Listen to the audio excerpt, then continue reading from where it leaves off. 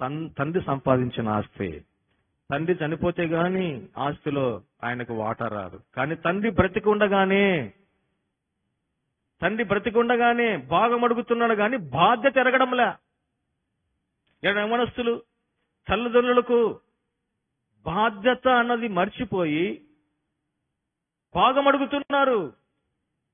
తల్లిదండ్రుల ఆస్తులు భాగం, కానీ బాధ్యత మర్చిపోయినారు. ఈనాడు జరుగుతున్నటువంటి ప్రాక్టికల్ ఎగ్జాంపుల్స్ ఎన్నో ఉన్నాయి. ఈ యొక్క ధనవంతునికి 2 కుమారులు. పెద్ద కుమారుడు ఇంట్లో ఉన్నాడు. చిన్న కుమారుడు, నాకు వయసు వచ్చింది, నేను ఎప్పుడు ఇంట్లోనే ఉండాలనా? నేను ఎప్పుడు నీ మీద ఆధారపడాలనా? నేను ఇప్పుడు ఇక్కడే ఉండాలనా? నాకు ఆలోచన లేవా?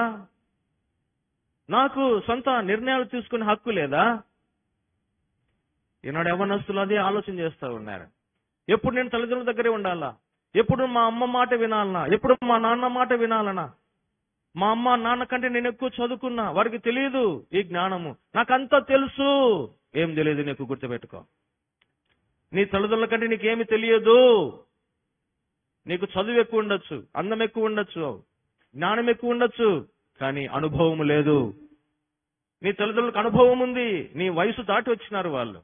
నీ వయసులో ఎటువంటి తప్పుడు నిర్ణయాలు తీసుకుంటారో వారికి తెలుసు. నీ వయసులో తప్పుడు నిర్ణయాలు తీసుకొని భవిష్యత్తు ఎలా పాడైపోతుందో వారికి తెలుసు తల్లిదండ్రులకు. అందుకే ఆగు అంట. మీరు తప్పుడు నిర్ణయాలు తీసుకోవద్దని, మీ భవిష్యత్తును మీ చేతులారా పాడు చేసుకోవద్దని, మిమ్మల్ని కని పెంచుతున్న మీ తల్లిదండ్రులు వారికి భారంగా ఉండకోకుండా ఒక బాధ్యత అని గమనించే వారుగా కోరుతామండి. ఈ యొక్క యవనస్తుడు దూరంగా వెళ్ళిపోయినాడు. తల్లిదండ్రులను వదిలిపెట్టి దూరంగా వెళ్ళిపోయినాడు. తండ్రింటిని వదిలిపెట్టినాడు, ఆ ప్రాంతాన్ని వదిలిపెట్టినాడు. దూరంగా వెళ్ళిపోయిన కారణాన్ని బట్టి బికారి అయిపోయినాడు. ఇంట్లో ఉన్నప్పుడు రాజకుమారుడుగా బ్రతికినాడు. ఇల్లు వదిలిపెట్టినప్పుడు బికారి అయిపోయినాడు. ఇంట్లో ఉన్నప్పుడు రాజ భోజనము తిన్నాడు. బయటికి వెళ్ళిపోయినప్పుడు పందులు తిన్న పొట్టు కూడా నోచుకోలేనటువంటి పరిస్థితి. ఇంట్లో ఉన్నప్పుడు ఎంతో మంది పనివారి మీద అధికారి యవనస్తుడు. బయటికి వెళ్ళినప్పుడు ఒక కూలివాణిగా పని అడుగుతున్నాడు. ఇంట్లో పనివారి మీద అధికారి, బయటికి వెళ్ళినప్పుడు ఒక పనివాణిగా పెట్టుకోండి అంటున్నాడు. వాట్ ఏ ట్రాజడీ యవనస్తుని జీవితం. ఏం కారణం?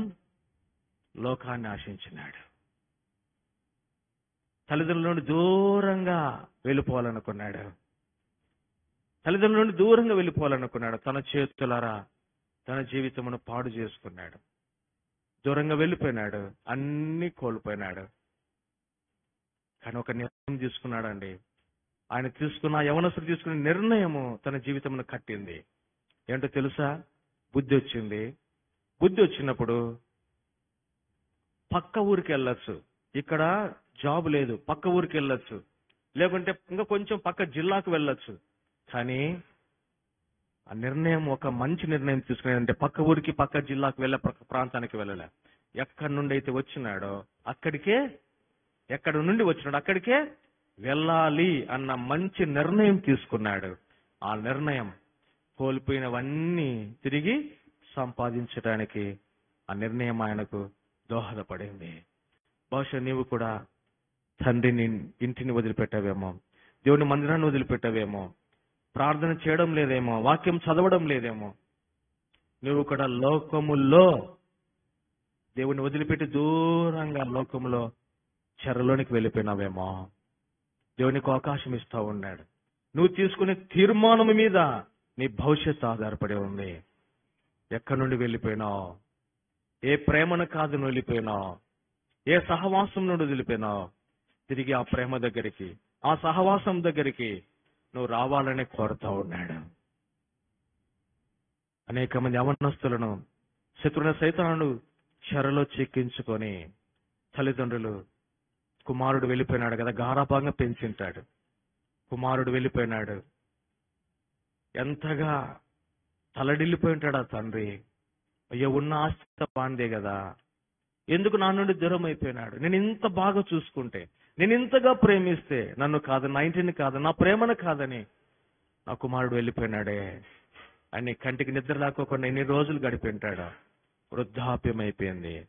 ఆ కుమారుడు తిరిగి వస్తున్నప్పుడు వాడు దూరంగా ఉన్నప్పుడు చూసినాడు. ఇంట్లో ఉంటే చూస్తాడా? ఇంట్లో ఉంటే కుమారుడు కనపడతాడా? ఇంకేం కావాలా? పైకి మిద్దె మీదకి వెళ్ళాడు. మిద్దె మీదకి వెళ్ళి చూస్తే తప్ప దూరంగా ఉన్న కుమారుడు కనపరాడు. ఇంట్లో ఉంటే కనపరాడు. ఎందుకంటే అన్ని బిల్డింగ్స్ అన్ని అడ్డుపడతాయి. కానీ పై నుండి చూస్తా ఉన్నాడు.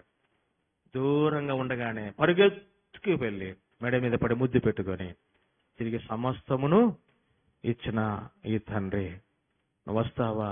రావడం నీ వంతు అయితే కోల్పోయినవన్నీ తిరిగి ఇవ్వడం ఆయన వంతు. అందుకే సొలొమోను అంటాడు, ఇంకా మీరు వారి చేతిలోనే, సైతాను చేతిలో ఉన్నారా? మీకు జ్ఞానము కావాలి. జ్ఞానము లేకోకుండా బహుశా చెరలోనికి వెళ్ళారేమో. అందుకే యవనులకు తెలివియు జ్ఞానమును ఇచ్చు సామెతలు. జ్ఞానం కావాలి, మనకు విజ్డమ్ కావాలి. ఎక్కడికి వెళ్దాం? వైవి స్ట్రీట్కి వెళ్ళి బుక్స్ కొందామా? ఎక్కడికి వెళ్దాం? ఏ బుక్స్ లో దొరుకుతుంది? అండ్ గూగుల్ తల్లి ఉంది కదా, ఇప్పుడు అది కూడా కాదు. ఏంటి ఇప్పుడు? ఏఐ